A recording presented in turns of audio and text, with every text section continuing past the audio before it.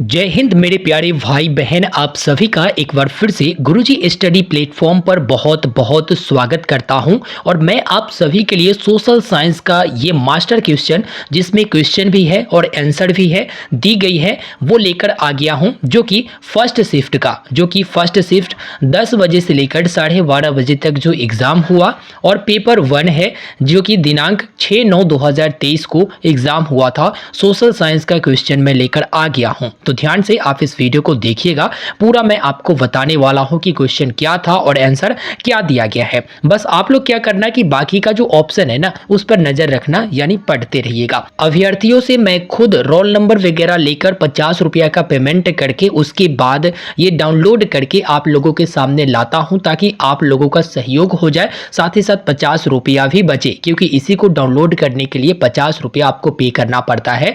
जहां पर आप ऑब्जेक्शन भी करती हैं, आपत्ति भी करती हैं, तो बाद में 50 के बाद आपको पेमेंट नहीं करना होता है। तो आप लोग भी थोड़ा सा सहयोग करिए। नया चैनल है, चैनल को सब्सक्राइब कर लीजिए, वीडियो को जरूर लाइक करिए। सबसे पहला क्वेश्चन आपके सामने ये रहा, एस्ट्रोलेब से किसको मापा जाता है? तो इसका जो राइट आंसर है वो अक्षांश बतलाने वाला। उसके बाद है क्वेश्चन नंबर 2 और 3 एक ही साथ ले रहा हूं। व्यावसायिक रूप से उत्पादित किस रासायनिक पदार्थ से मिट्टी की उर्वरता बढ़ती है? तो कीटनाशक यहां पर बताया गया है, जो कि ऑप्शन पर भी आप विशेष ध्यान दीजिएगा। इसके बाद ही तीसरा नंबर क्वेश्चन आपसे ये कहता है कि ब्रायलर मुर्गियों का दैनिक भोजन प्रोटीन व वसा से युक्त होता है। पोल्ट्री खाद्य में निम्न में से किसका स्तर उच्च रखा जाता है? तो इनमें से कोई नहीं, यानी कि डी ऑप्शन इसका सही बताया जा रहा। देखो दोस्त, इसमें गहराई से मैं चेक नहीं कर रहा हूं। अगर जो भी ऑब्जेक्शन वाला क्वेश्चन आंसर दिखे, बेहिचक आप लॉगिन करके ऑब्जेक्शन दर्ज कर दीजिएगा, ठीक है। अगला जो क्वेश्चन है वो ये रहा कि वह स्थान जहां मधुमक्खी पालन किया जाता है, तो वह स्थान जहां मधुमक्खी पालन किया जाता है कहलाता है। तो इनमें से कोई नहीं दिया गया है, लेकिन एपी कल्चर होना चाहिए, लेकिन कोई भी यहां पर नहीं दी गई है, यानी कि इनमें से कोई नहीं। दास प्रथा का अंतिम रूप से उन्मूलन कब हुआ? तो दास प्रथा का जो अंतिम रूप से उन्मूलन हुआ वो 1848, इसका राइट आंसर दिया गया है। अगला क्वेश्चन है कि फ्रांस की क्रांति का स्वरूप क्या था? तो वुर्जुआ क्रांति। इसके बाद अगला क्वेश्चन है, नाजी पार्टी का प्रतीक चिन्ह क्या था? तो स्वास्तिक नाजी पार्टी का प्रतीक चिन्ह था। अगले क्वेश्चन की तरफ बढ़ते हैं, तो किस संधि द्वारा जर्मनी पर कठोर एवं अपमानजनक शर्तें थोप दी गई थी? तो वसीम की संधि। अगला क्वेश्चन है, प्रथम विश्व युद्ध कब आरंभ हुआ था? तो 1914 में प्रथम विश्व युद्ध आरंभ हुआ था। अगला क्वेश्चन है, गुप्त संधियों की नीति किसने अपनाई? तो गुप्त संधियों की नीति बिस्मार्क ने अपनाई थी। नेक्स्ट क्वेश्चन आपके सामने ये रहा, द्वितीय विश्व युद्ध में ध्रुवीय राष्ट्रों में कौन सा राज्य शामिल नहीं था? तो सोवियत संघ जो है शामिल नहीं था। तिलक मांझी को किस वर्ष फांसी दी गई? तो 1785 में तिलक मांझी को फांसी दी गई। अगला क्वेश्चन है, बीज उर्वरक मशीनरी इत्यादि जैसे महत्वपूर्ण इनपुट एक प्रणाली बनाते हैं, जिसे कहा जाता है फॉर्म प्रणाली। अगला क्वेश्चन, निम्नलिखित में से कौन सा देश चावल का प्रमुख उत्पादक है? तो चीन चावल का प्रमुख उत्पादक है। निम्नलिखित दालों में एक जो मिट्टी की उर्वरता बहाल करने में मदद नहीं करता, तो वो है अरहर। निम्नलिखित में कौन खरीफ फसल की उदाहरण है?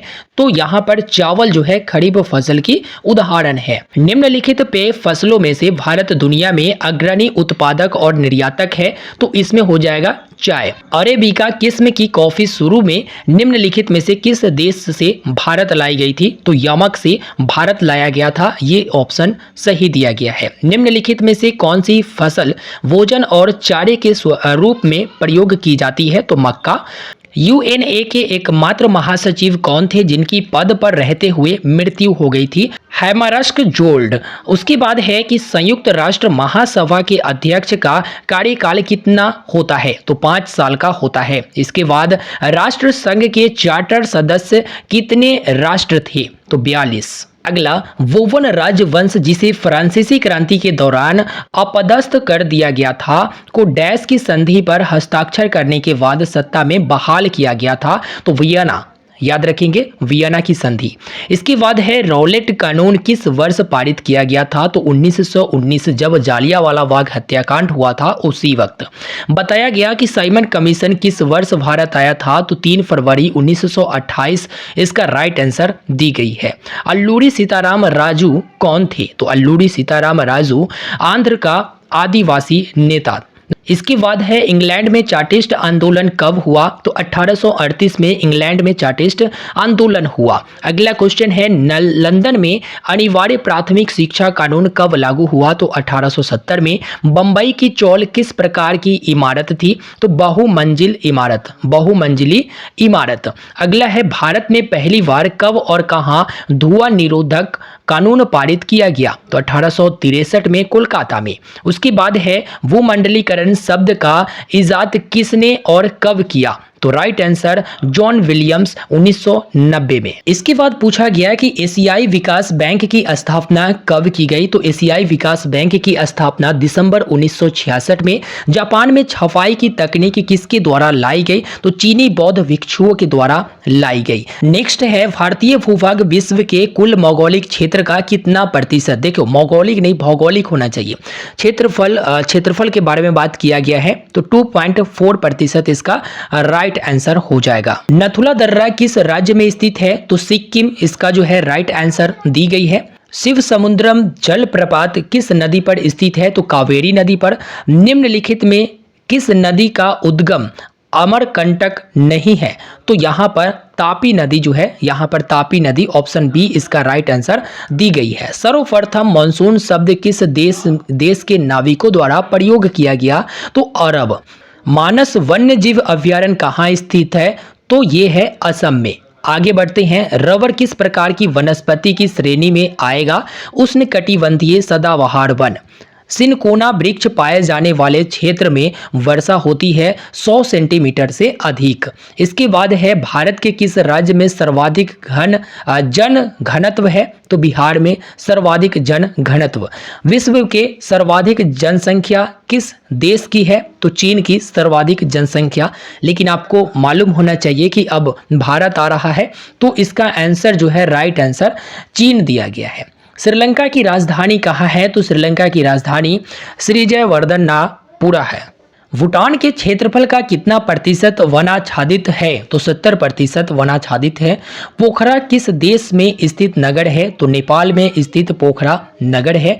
1 सेंटीमीटर बराबर 1 किलोमीटर के लिए सही प्रतिनिधि भिन्न क्या होगा? 1:1 लाख ये जा रहा है। इसके बाद है कि क्षेत्र में जाकर इकट्ठे किए गए आंकड़ों को क्या कहा जाता है? तो प्राथमिक कहा जाता है। भोपाल गैस त्रासदी के लिए जिम्मेदार गैस तो मिथाइल आइसोसाइनाइड। 50वां नंबर क्वेश्चन। डैश प्रसिद्ध भारतीय स्वतंत्रता सेनानी थे जिन्होंने संसाधन संरक्षण के बारे में एक महत्वपूर्ण अवलोकन किया? हर किसी की जरूरत के लिए पर्याप्त है, किसी के लालच के लिए नहीं। तो यहाँ पर आंसर हो जाएगा महात्मा गांधी प्रसिद्ध भारतीय स्वतंत्रता सेनानी थे जिन्होंने संसाधन संरक्षण के बारे में एक महत्वपूर्ण अवलोकन किया था। वह भूमि जो 5 से अधिक कृषि वर्षों के लिए बिना खेती के छोड़ दी जाती है डैश रूप में जानी जाती है? तो कृषि योग्य बंजर भूमि रूप में जानी जाती है। अगला, भारत में खाद्यान्न उत्पादन की खरीद, वितरण और भंडारण के लिए कौन सी एजेंसी जिम्मेदार है? तो भारतीय खाद्य निगम। अगला है, भारत में श्वेत क्रांति के पिता के रूप में किसे जाना जाता है? वर्गीज कुरियन को जाना जाता है। अगला क्वेश्चन, ताजा पानी मुख्य रूप से सतही अपवाह और भूजल से प्राप्त होता है जिसे डैश के माध्यम से लगातार नवीनीकृत और रिचार्ज किया जा रहा है? तो ये है हाइड्रोलॉजिकल चक्र। नर्मदा बचाओ आंदोलन। नर्मदा बचाओ आंदोलन जो है सरदार सरोवर बांध इसका आंसर हो जाएगा। आज भारत में जल विद्युत शक्ति लगभग योगदान करती है उत्पादित कुल बिजली का डैश प्रतिशत? तो 22% राइट आंसर दी गई है। नेक्स्ट क्वेश्चन, लौह अयस्क की गलाने में प्रयुक्त धातु कर्म कोयला है वटुमिनस। नेक्स्ट, निम्नलिखित में से कौन सा खनिज मोनाजाइट रेत में निहित है? तो थोरियम। नेक्स्ट है, बिहार में कितने प्रतिशत भौगोलिक क्षेत्र में वन का फैलाव है? तो 7%। काजीरंगा राष्ट्रीय उद्यान किस राज्य में स्थित है? तो असम में काजीरंगा राष्ट्रीय उद्यान स्थित है। सिंगरौली किस राज्य का सबसे बड़ा कोयला क्षेत्र है? तो मध्य प्रदेश का सबसे बड़ा कोयला क्षेत्र है। प्राथमिक ऊर्जा का उदाहरण नहीं है? तो विद्युत प्राथमिक ऊर्जा का उदाहरण नहीं है। निम्नलिखित में से छोटे पैमाने का उद्योग खिलौना उद्योग है। टाटा आयरन एंड कंपनी की स्थापना की गई 1907 में। टाटा आयरन एंड कंपनी की स्थापना की गई। भारत की सर्वाधिक विदेशी व्यापार किस मार्ग द्वारा होता है? तो समुद्री मार्ग द्वारा होता है। भारत में रेल परिचालन की शुरुआत कब हुई? तो 1853 में भारत में रेल परिचालन की शुरुआत की गई। संसार की सबसे ऊंची सड़क कहां है? तो लद्दाख उमलिंगला दर्रा। इनमें से कौन प्राकृतिक आपदा नहीं है? तो सुनामी, बाढ़, आतंकवादी और भूकंप। तो आतंकवाद जो है यहाँ पर प्राकृतिक आपदा नहीं है। इसके बाद है, मानचित्र में नीले रंग द्वारा किस भाग को दिखाया जाता है? तो जल को नीले रंग द्वारा दिखाया जाता है। बिहार में सर्वप्रथम नगर निगम की स्थापना कहाँ की गई थी? तो पटना में नगर निगम की स्थापना सर्वप्रथम किया गया था। कहलगांव तापीय विद्युत परियोजना किस जिला में अवस्थित है? तो भागलपुर में। 2011 के जनगणना के अनुसार बिहार की साक्षरता दर कितनी है? तो 0.6382। जी हाँ। नेक्स्ट है, पिनासे की सैनिक सरकार कितने वर्षों तक सरकार में रही? तो 17 वर्षों तक सरकार में रही। बेल्जियम में सामाजिक विभाजन का आधार भाषा है। गौरवपूर्ण क्रांति किस देश में हुई? तो इंग्लैंड में गौरवपूर्ण क्रांति हुई।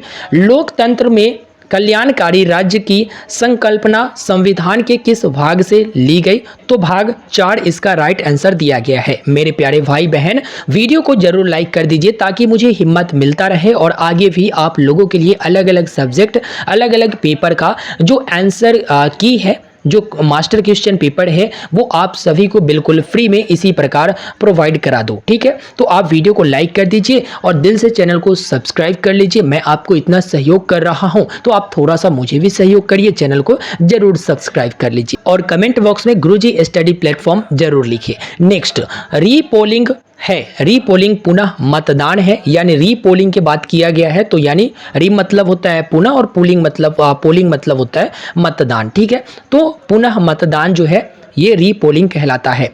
अपने सभी नागरिकों के समान मताधिकार प्रदान करने वाला पहला देश कौन सा था? तो वो चीन था। भारतीय संविधान में मौलिक कर्तव्य किस देश से लिया गया था? तो रूस से भारतीय संविधान में मौलिक कर्तव्य लिया गया था। लोकसभा का कार्यकाल कितने वर्षों का होता है? तो लोकसभा का कार्यकाल 5 वर्षों का होता है। राइट आंसर दी गई है। किसी समुदाय की मृत्यु या इस्तीफा के बाद होने वाले चुनाव को क्या कहते हैं? तो उपचुनाव उसे कहा जाता है। मतदाता पहचान पत्र के अलावा और कितने प्रमाण पत्र वैध है? तो कुल 14 प्रमाण पत्र जो है मतदाता पहचान पत्र के अलावा वैध माना गया है। लोकसभा के अनुसूचित जातियों के लिए कितना सीट आरक्षित है? तो 84 सीट आरक्षित है। किस संविधान संशोधन के अनुसार लोकसभा का कार्यकाल 6 वर्ष किया गया था? तो 42वें संविधान संशोधन के अनुसार लोकसभा का कार्यकाल 6 वर्ष किया गया था। विधानसभा का नेता होता है, विधानसभा का नेता मुख्यमंत्री होता है। राज्यसभा को किस अनुच्छेद के अनुसार विशिष्ट शक्तियां प्राप्त है? तो अनुच्छेद 249 के तहत विशिष्ट शक्तियां जो है राज्यसभा को प्राप्त है। भारत के संविधान में निम्नलिखित में से कौन समानता के अधिकार में शामिल नहीं है? तो आर्थिक बराबरी ये समानता के अधिकार में शामिल नहीं है। निम्नलिखित में से कौन एक राजनीतिक अधिकार नहीं है? तो यहाँ पर किसी धर्म को स्वीकार करने का अधिकार जो है राजनीतिक अधिकार नहीं है। नेक्स्ट, निम्नलिखित में भारत के लिए कौन सा कथन सही है? तो यहाँ धर्मनिरपेक्षता का सिद्धांत है, ये भारत के लिए बिल्कुल सही है। सामाजिक विभेद का एक अच्छा परिणाम क्या है? तो लोकतंत्र को सशक्त बनाना सामाजिक विभेद का एक अच्छा परिणाम है। निम्नलिखित में से कौन संघीय राज्य की विशेषता नहीं है? तो इकहरी शासन व्यवस्था जो है संघीय राज्य की विशेषता नहीं है। राष्ट्रपति 5 वर्ष तक अपने पद पर रहता है अपने पद ग्रहण के दिन से, याद रखेंगे जिस दिन वो पद ग्रहण करते हैं उस दिन से 5 वर्ष तक वो रहते हैं। संपूर्ण क्रांति का उद्देश्य क्या था? तो सैनिक तंत्र की स्थापना संपूर्ण क्रांति का यहाँ पर उद्देश्य था। आप लोग बाकी के ऑप्शन भी देखते रहिएगा और इसमें ही देखते रहिएगा कि कौन से प्रश्न सही है और कौन से प्रश्न का उत्तर सही है या उत्तर गलत है या फिर प्रश्न गलत है। देखते जाइएगा, ठीक है।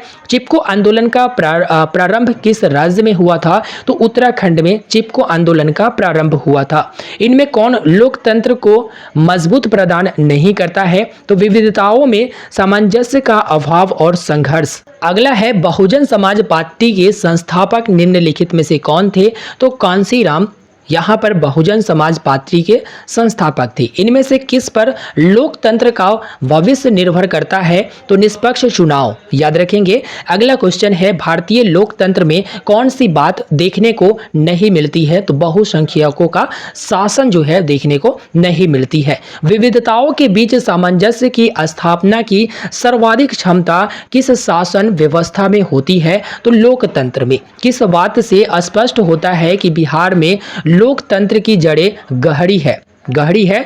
तो यहाँ पर वैशाली का लिच्छवी गणतंत्र से ये स्पष्ट होता है। अब आते हैं आर्ट ऑफ टीचिंग में। आर्ट ऑफ टीचिंग में पहला जो क्वेश्चन है यानी 101 नंबर, वो पूछा है कि शिक्षण अधिगम प्रक्रिया यात्रा है तो उपरोक्त में से सभी। छात्र द्वितीयक है जो कि निरंकुश शिक्षण में। अगला क्वेश्चन है कि स्वायत्त अधिगम ज्ञान स्वप्रयास से, इसका आंसर हो जाएगा। इसके बाद अनुदेशात्मक उद्देश्य लिखने में प्रयोग होता है जो कि है क्रिया। आगे आते हैं ब्लूम के वर्गीकरण के संज्ञानात्मक पदानुक्रम की एक आलोचना है न्यूनतम स्तर अनावश्यक। याद रखेंगे आगमन विधि शिक्षार्थी केंद्रित है।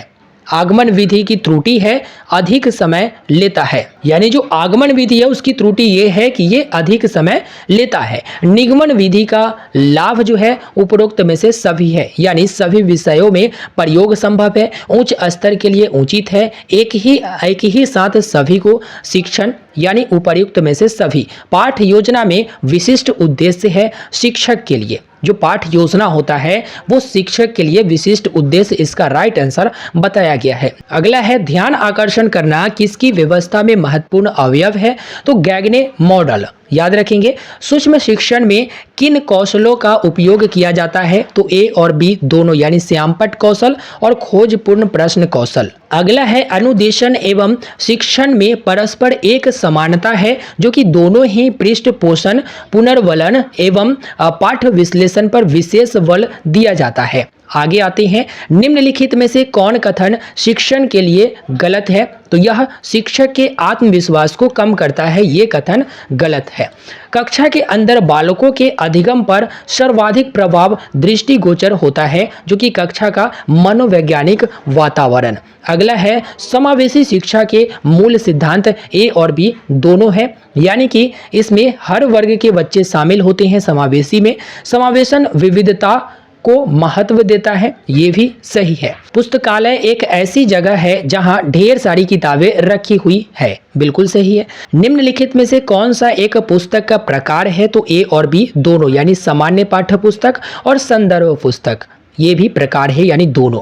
निम्नलिखित में से कौन सा गुण शिक्षकों का नहीं है? तो ईर्ष्या गुण जो है शिक्षकों का नहीं है। एक शिक्षक के निम्नलिखित में से कौन से व्यक्तिगत गुण शिक्षण को प्रभावित करते हैं? तो संवेदनशीलता, याद रखेंगे। इसके बाद है उच्च शिक्षा में शिक्षक की भूमिका होती है। तो उच्च शिक्षा में शिक्षक की जो भूमिका होती है वो छात्रों में स्व अध्ययन को बढ़ावा देना होता है। मूल्यांकन प्रक्रिया संबंधित है संपूर्ण अधिगम प्रक्रिया से। निम्नलिखित में से कौन मूल्यांकन का उपकरण नहीं है? तो प्रोजेक्ट रिपोर्ट जो है मूल्यांकन का उपकरण नहीं है। पोर्टफोलियो एक उपकरण है छात्रों के काम संग्रह समय अवधि में, यानी छात्रों का जो भी रहता है डिटेल वो पोर्टफोलियो में संग्रहित किया जाता है, रखा जाता है। खेल कूद, यहाँ पर खेत लिखा गया है। खेल कूद का प्रयोजन है उपरोक्त दोनों यानी शारीरिक विकास और नैतिक विकास, याद रखेंगे।